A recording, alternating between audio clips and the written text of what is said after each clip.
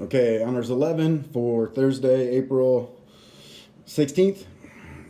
So your previous assignment was to do the Arbe essay.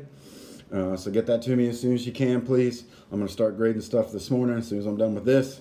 So for today's assignment, so I'm going to edit everyone's essays and give you some feedback. Okay, so I need you to fix whatever's incorrect. If you cited incorrectly, if you didn't use quotes correctly, etc., etc. Okay, or rethink anything that I pointed out. So maybe you were a little bit off on your analysis, or you didn't understand something. I'll try to point that out so you can go back and kind of rethink that and retool your essay a little bit. Okay. Lastly, what I need you to do is just ask me 2 questions about the story that, something you didn't understand or you want me to clarify.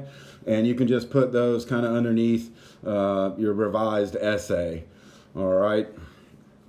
That's all I really need today.